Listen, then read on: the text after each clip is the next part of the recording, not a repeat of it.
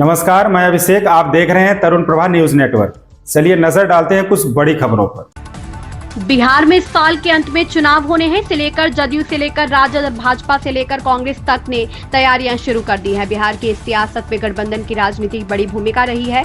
यहां राष्ट्रीय के 7 क्षेत्रीय दलों की पैक्ट लंबे समय से है। आलम यह है कि बिहार में आखिरी बार किसी दल की अकेले दम पर सत्ता 1985 के चुनाव में आई थी। इसके बाद से हुए अगले 8 चुनावों में गठबंधन की ही सरकार बनी है। गठबंधन के इस दौर में क्षेत्रीय दलों का रसूख भी लगातार बढ़ा है। मुख्यमंत्री योगी आदित्यनाथ ने कहा कि गंगा एक्सप्रेसवे को फर्रुखाबाद आगरा एक्सप्रेसवे व बुंदेलखंड एक्सप्रेसवे से भी जोड़ा जाएगा। इसके किनारे औद्योगिक क्लस्टर विकसित किए जाएंगे। इससे स्थानीय स्तर पर रोजगार के अवसर भी सृजित होंगे। मुख्यमंत्री ने रविवार को शाहजहांपुर के जलालाबाद में गंगा एक्सप्रेसवे पर 3.50 किलोमीटर लंबी नवनिर्मित हवाई पट्टी का निरीक्षण किया। यहाँ पर 2 और 3 मई को लड़ाकू विमानों की लैंडिंग कार्यक्रम की समीक्षा की।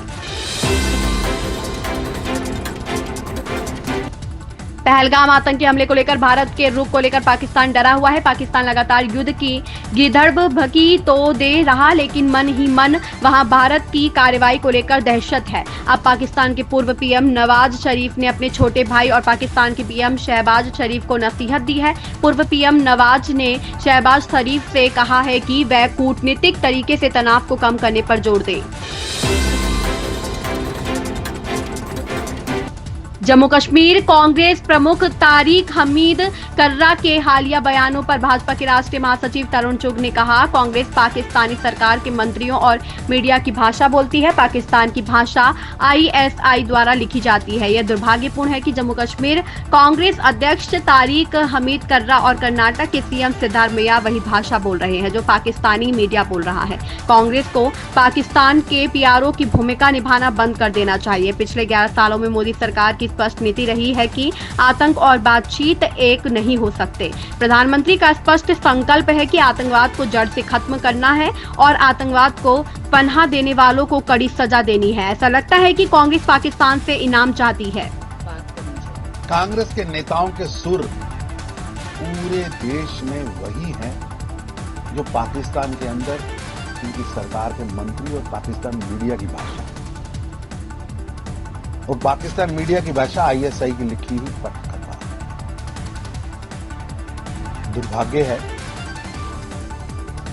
कि जम्मू कश्मीर कांग्रेस के अध्यक्ष तारिक कारा वही भाषा बोल रहे हैं, सिद्धारमैया वही भाषा बोल रहे हैं जो भाषा पाकिस्तान का मीडिया बोल रहा है। ये पाकिस्तान के पीआरओ की भूमिका से कांग्रेस को बाहर आना चाहिए। बीते 11 वर्षों में मोदी सरकार की स्पष्ट नीति रही है, टेरर और टॉप इकट्ठे नहीं हो सकते।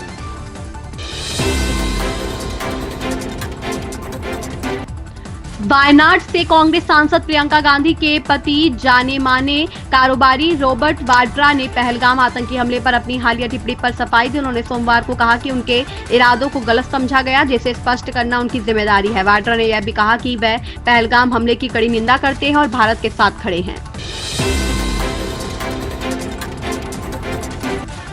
आरसीबी की टीम अंक तालिका में शीर्ष पर है। उसके 10 मैचों में 7 जीत और 14 अंक है। वहीं गुजरात 12 अंक लेकर दूसरे स्थान पर है। मुंबई और दिल्ली के भी 12-12 अंक है, लेकिन नेट रन रेट में गुजरात से पीछे है। एमआई तीसरे और दिल्ली चौथे स्थान पर है। पंजाब किंग्स 11 अंक लेकर 5वें स्थान पर है।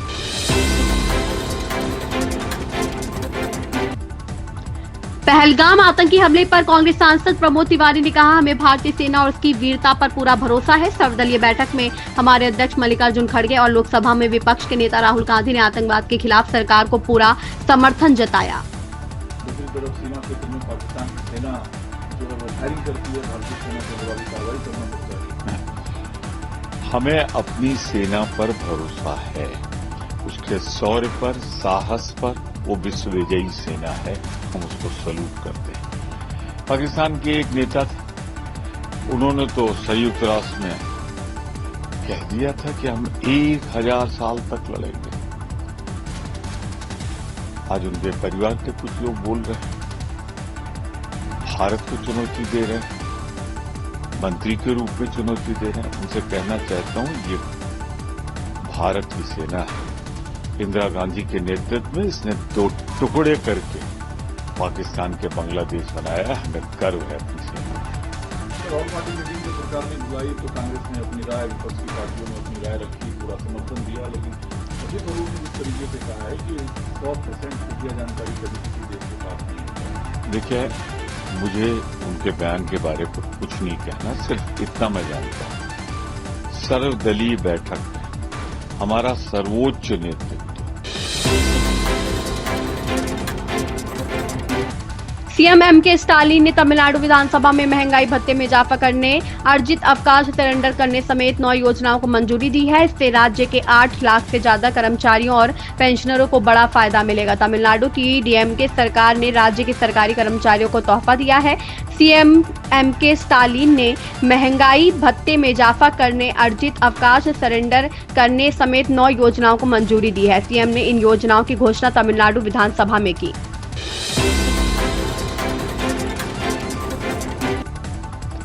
शशि थरूर ने रविवार को कहा था कि पहलगाम हमले को लेकर सरकार से जवाबदेही मांगने की बजाय संकट को दूर करने पर ध्यान देना चाहिए। इस पर कांग्रेस नेता उदित राज ने कहा कि शशि थरूर कांग्रेस पार्टी में है या भाजपा में, क्या वे सुपर भाजपाई बनने की कोशिश कर रहे हैं।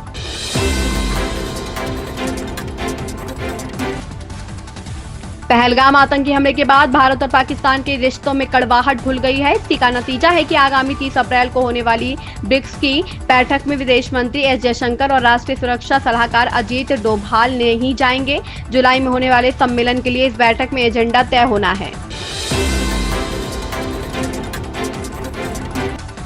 केंद्रीय मंत्री रामदास अठावले ने 2 टूक शब्दों में कहा है कि अगर पाकिस्तान पीओके सौंपने में आनाकानी करे तो भारत को उसके खिलाफ जंग का ऐलान कर देना चाहिए। उन्होंने कहा, अगर पाकिस्तान पीओके को सौंपने से इनकार करता है तो भारत को उसके खिलाफ युद्ध की घोषणा कर देनी चाहिए, क्योंकि अब तक यह क्षेत्र मौजूद है। राणा सांगा पर गहराए विवाद के बाद सपा सांसद पर दूसरी बार करणी सेना ने हमला किया। जानकारों की माने तो इस विवाद से यूपी के आगामी चुनाव में जातीय ध्रुवीकरण को बल मिलेगा। समाजवादी सांसद रामजी लाल सुमन पर दूसरी बार हमले के बाद एक तरफ विवाद गहराने के आसार हैं तो दूसरी तरफ सूबे में जातीय ध्रुवीकरण को बल मिलेगा। करणी सेना के पक्ष में क्षत्रिय संगठन एकजुट है, जबकि सपा इसे दलित नेता पर हमला बता चुनावी मुद्दा बना सकती है।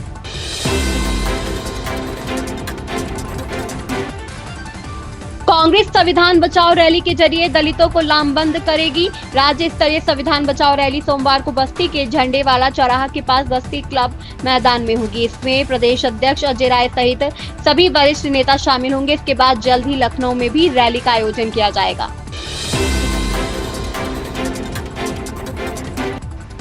दिल्ली की मुख्यमंत्री रेखा गुप्ता ने आयुष्मान व्यय वंदना योजना की शुरुआत की। वह कहती है 70 साल से ज्यादा उम्र वाले हर व्यक्ति को इस योजना का लाभ मिलेगा।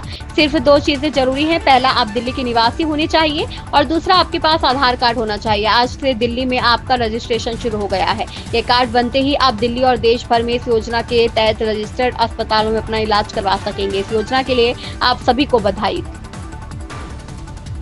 मैं नहीं मानती कि पूरा समाज एक जैसा है, हर बेटा बेटी एक जैसे हैं। सेवा करने वाले भी बहुत लोग हैं, तो कोई ऐसे भी हैं जो सच में अपने माता पिता के साथ न्याय नहीं करते हैं। आज दिल्ली के लिए ये बहुत खुशी का अवसर है कि हम ऐसे सभी माँ बाप जो हमारे दिल्ली के हैं उनको एक सम्मान, एक न्याय और एक सुविधा दे पा रहे हैं इस व्यय वंदन योजना के माध्यम से।